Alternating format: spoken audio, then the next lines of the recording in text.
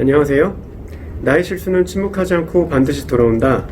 공무원 범죄 나치판 강의 담당자인 강서양천 교육지원청 행정지원과 감사팀 이재주무관입니다. 반갑습니다. 지금까지 나침반 강의가 1편 종합편, 2편인 교통사고 및 음주운전편, 3편인 성비편이 진행되었는데요.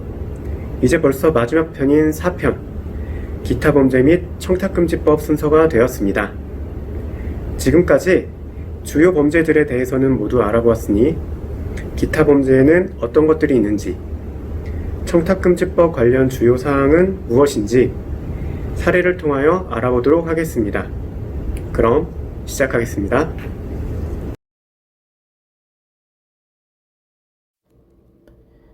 오늘 강의의 목차입니다.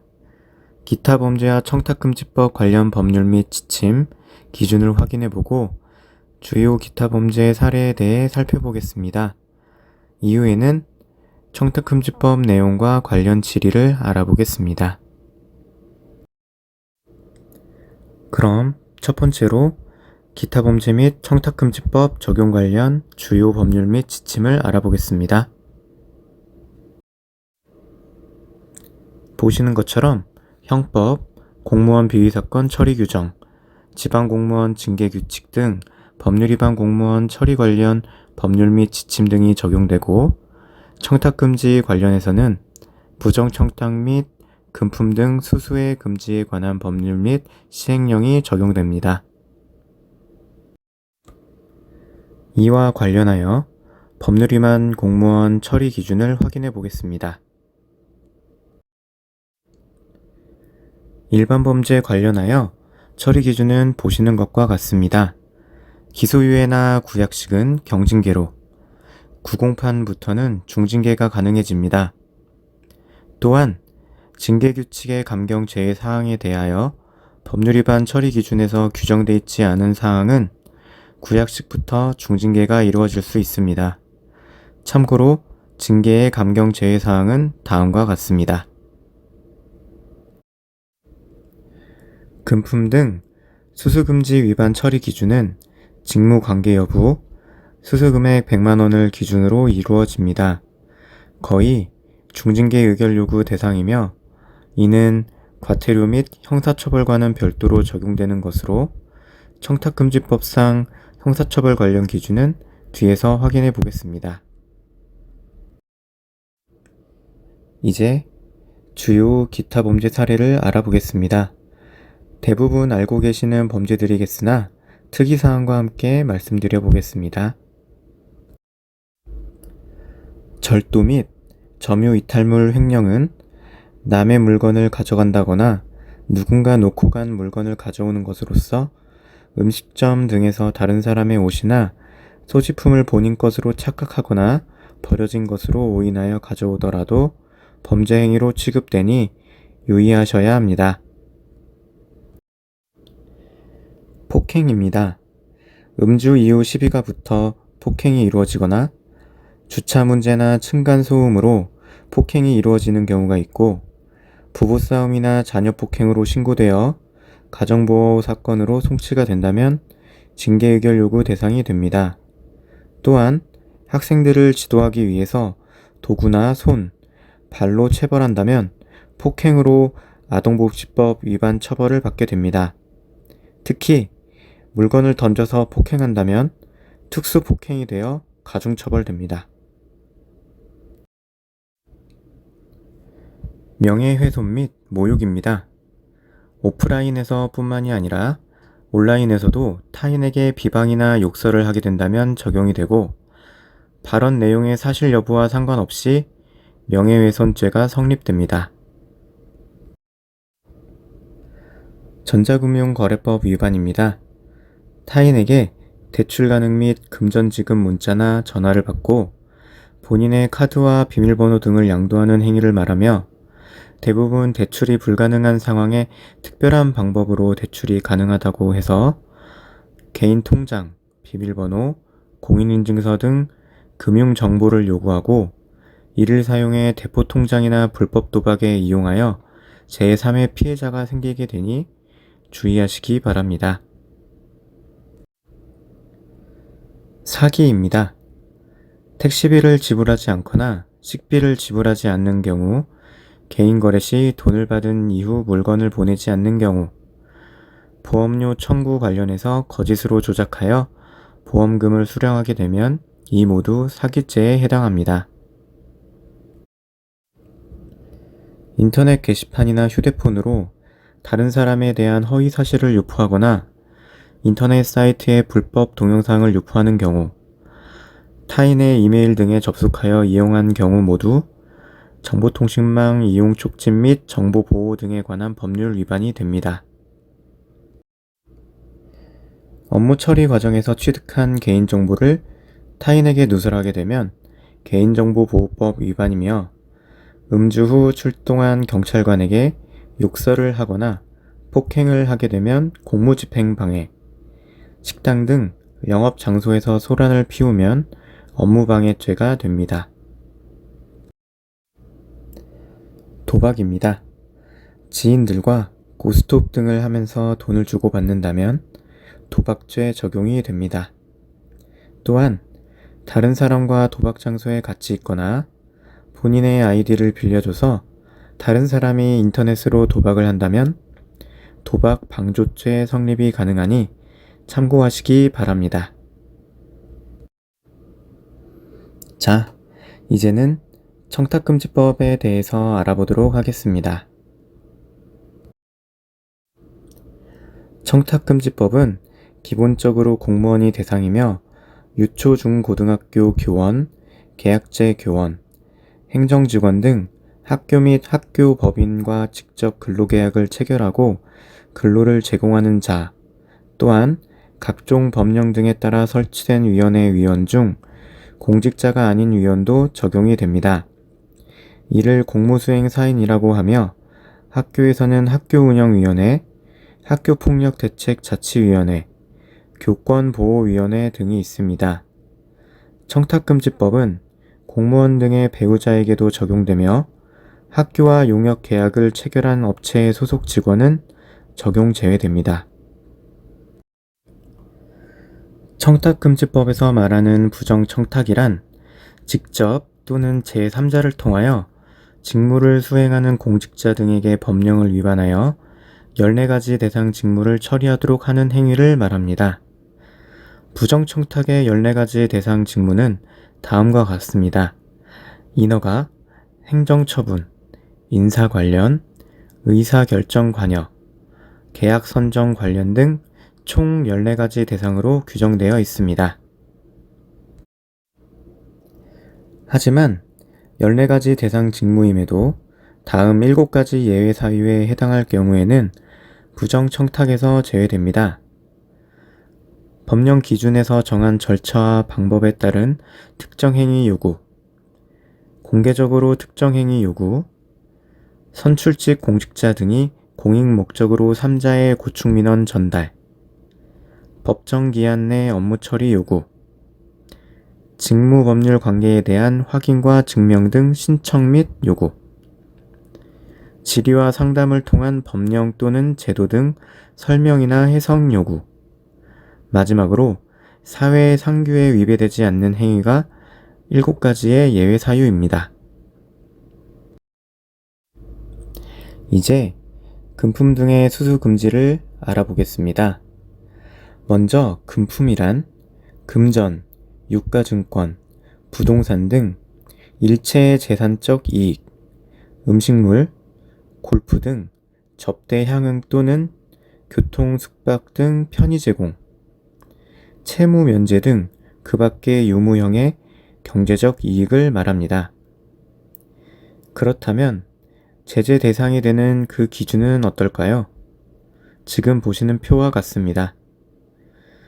직무 관련성과 금액 100만원 기준으로 구분되는데 100만원을 초과한다면 직무 관련성과 관계없이 형사처벌이 이루어집니다. 3년 이하의 징역, 3천만원 이하의 벌금이 부과될 수 있습니다. 100만원 이하라면 직무 관련성이 없다면 처벌 대상이 아니지만 직무 관련성이 있다면 수수 금액의 2배에서 5배의 과태료가 부과될 수 있습니다. 하지만 다음 8가지 예외 사유에 해당한다면 금품 등의 수수금지에서 제외됩니다. 보시는 것처럼 상급 공직자 등이 제공하는 금품, 원활한 직무수행, 사교 의뢰, 부조 목적인 음식물, 선물, 경조사비, 공직자 등의 친족이 제공하는 금품, 공식적인 행사에서 통상적으로 제공하는 것들, 경연이나 추첨을 통해 받는 상품, 그리고 사회 상규에 따라 허용되는 금품 등이 있겠습니다.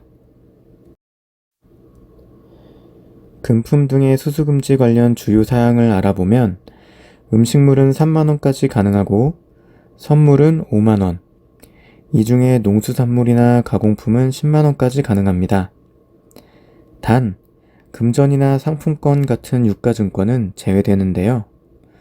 예외적으로 가능한 경우는 법 적용 대상이 아닌 민간기업 임직원이나 일반 시민 등에게 주는 상품권, 직무 관련이 없는 공직자 등에게 주는 100만원 이하의 상품권, 공공기관이나 상급 공직자가 위로, 격려, 포상 등을 목적으로 하급 공직자에게 주는 상품권, 다른 법령이나 기준 또는 사회상규에 따라 주는 상품권으로 이상 4가지 경우는 유가증권 제공이 가능합니다.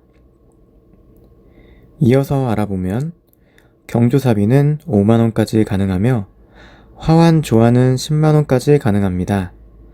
이때 경조사비와 화환조화를 포함하면 총 10만원까지만 가능하며 경조사비는 5만원을 초과할 수 없습니다. 외부 강의 등 상한액에 대해서는 공무원은 직급별 구분 없이 시간당 40만원까지 가능하며 각급 학교 교직원 및 학교법인 임직원은 시간당 100만원까지 가능합니다. 외부 강의 신고에 대해서는 대가 수령과 관계없이 외부 강의 등을 마친 날로부터 10일 이내에 이루어져야 합니다. 이제 청탁금지법 관련 주요 질의 답변을 알아보겠습니다. 금품 등 수수금지에 대한 주요 질의 답변입니다.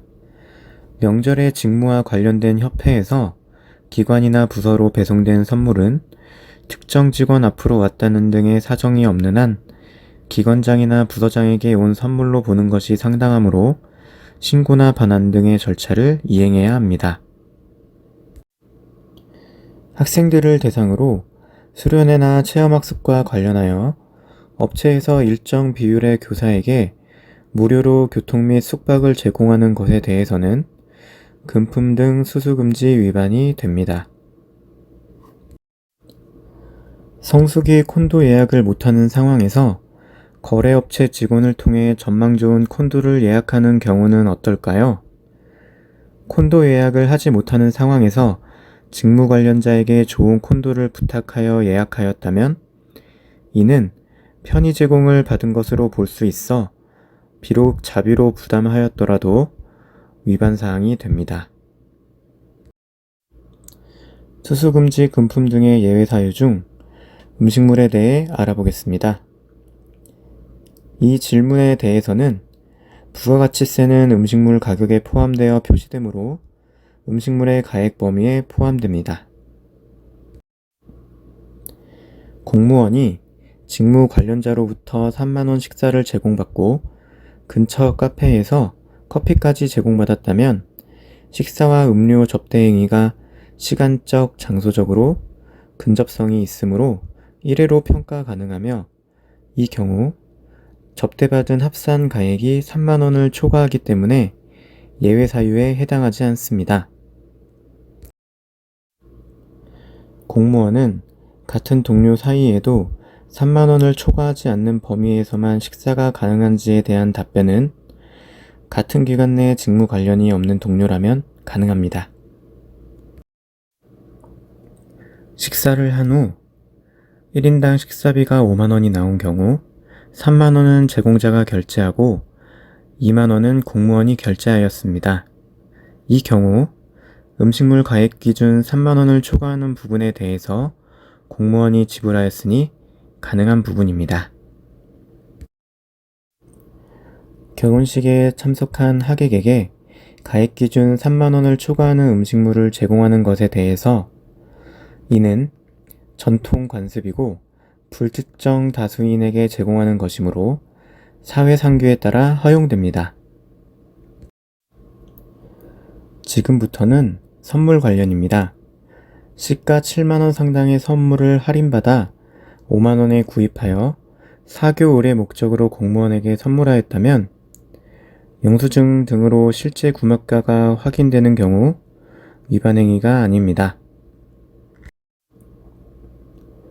7만 원 상당의 선물을 받은 경우 선물의 가액 기준인 5만 원을 초과한 2만 원만 반환하면 되는지에 대하여 가액 범위를 초과하는 선물을 받은 경우 선물 전부가 수수금지 금품 등에 해당하므로 받은 선물 전부를 반환해야 합니다.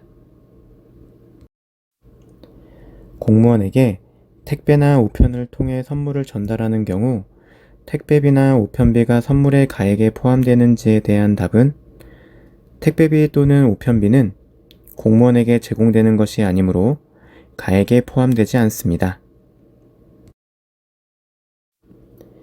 가액 기준 내의 골프 접대는 선물로 인정되는지에 대하여 선물은 물품이나 기타 이에 준하는 것에 한정되기 때문에 편의 제공에 해당하는 골프 접대는 선물로 볼 수 없어 가액 기준 이하라도 허용되지 않습니다. 해당 질문에 대해서는 원활한 직무수행, 사교 및 의뢰의 목적으로 제공되는 5만 원 이하의 선물은 수수금지 금품 등의 예외 사유에 해당되어 허용됩니다. 중학교 학생 30명의 학부모들이 객출하여 마련한 60만 원 상당의 선물을 담임교사가 받을 수 있는지에 대하여 학생의 지도평가 등을 담당하는 담임교사와 학생, 학부모 간에는 직무 관련성이 인정될 수 있고 담임교사와 학부모 간에는 원활한 직무수행 또는 사교 의뢰의 목적이 인정된다고 보기 어려우므로 선물을 받을 수 없습니다.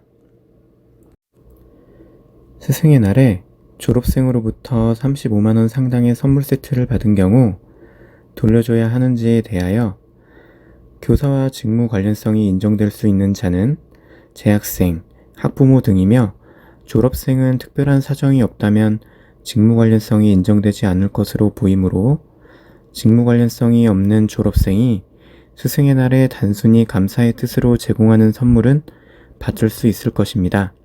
단 1회 100만 원 이하여야 합니다. 경조사비 관련입니다. 부친상을 당한 공무원에게 조의금과 화환을 함께 주려면 일단 직무 관련이 없다면 100만 원까지 가능하며 직무 관련이 있다면 부조 목적의 조의금은 5만 원, 화환 조환은 10만 원까지 가능하나 함께 주는 경우는 합산하여 10만 원까지만 가능하며 조의금은 5만 원을 초과할 수 없습니다. 공무원이 경조사비로 15만 원을 받은 경우에는 가액 기준을 초과한 부분인 10만 원을 반환하여야 합니다. 기타 질의 사항입니다. 교장 등이 교직원 상조회에서 상조회비로 구입한 백화점 상품권을 각 29만 원씩 연 2회에 걸쳐서 받은 경우에 대하여 교직원 상조회에서 사전에 정해진 회칙의 명확한 기준에 따라 회원에게 일률적으로 제공하는 금품 등은 허용되나 교장, 교감, 행정실장 등의 상급자에게만 명절에 선물을 제공하는 행위는 허용되지 않습니다. 공무원이 퇴직 및 전출 시 전별금을 거두어 줄 수 있는지에 대하여 직무 관련자로부터 금전을 객출 또는 모금하는 행위는 할 수 없으나 직원 상조의 회칙 등에 따라 공식적으로 제공되는 전별금, 동료 직원의 사교 의뢰의 목적으로 제공하는 소액의 선물은 가능합니다. 외부 강의 관련입니다. 온라인으로 동영상 강의를 하는 경우에 대하여 온라인 강의의 경우 전달 매체가 온라인 형식일 뿐 다수인을 대상으로 의견 지식을 전달하는 형태이므로 외부 강의 등에 해당합니다. 공무원이 연주회나 전시회에서 연주, 공연, 전시 등을 하는 것에 대해서는 해당 내용은 문화예술 행위로서 의견 지식을 전달한다고 보기 어려우며 회의 형태도 아니므로 외부 강의 등에 해당되지 않습니다. 다음의 질문에 대한 답변으로는 근무 시간 외의 시간에 하는 외부 강의일지라도 외부 강의 등에 해당한다면 근무 시간 여부를 불문하고 신고 대상이 됩니다. 사례금을 받지 않는 외부 강의라도 그 여부와 상관없이 직무와 관련하여 외부 강의 등을 하는 경우에는 신고 대상이 됩니다. 또한 휴직자의 경우에도 신고가 필요하며 초과 사례금 수수 시에도 신고 및 반환하여야 합니다. 외부 강의 등은 신고만 하면 근무 시간 중에도 출강할 수 있는지에 대하여는 외부 강의 등의 신고 여부를 떠나서 근무 시간 중의 외부 강의 등은 출장, 연가 등 복무 규정을 준수하여야 합니다. 마지막입니다. 공무원이 대가를 받고 강의를 하였으나 신고 대상 외부 강의 등이 아니라고 생각하여 신고하지 않는 경우에 징계 대상이 되는지에 대해서는 행동강령 위반의 경우는 고의 과실을 불문하고 징계 대상이 될 수 있으나 관련 규정 미숙지로 고의성이 없는 위반의 경우에는 징계 참작 사유가 될 수는 있습니다. 자, 이제 준비한 강의가 모두 끝났습니다. 어떠셨나요? 범죄들의 유형, 청탁금지법 관련 주요 사례들이 조금 파악되셨는지 모르겠습니다. 지금까지 4개월 동안 공무원 범죄에 대해서 알아봤는데요. 돌이켜보면 강의를 진행하면서 많은 아쉬움이 있었지만 무엇보다 공무원 범죄에 대한 경각심 하나는 전달해드린 것 같아 다행이라고 생각합니다. 우리 서울시 교육청의 법률위반 공무원 제로를 꿈꾸며 저는 이만 물러가도록 하겠습니다. 그럼 항상 건강 유의하시고 우리 강의 제목처럼 나의 실수는 침묵하지 않고 반드시 돌아온다는 것을 기억하시길 바라면서 테마로 알아보는 공무원 범죄 나치반 강의를 모두 마치겠습니다. 감사합니다.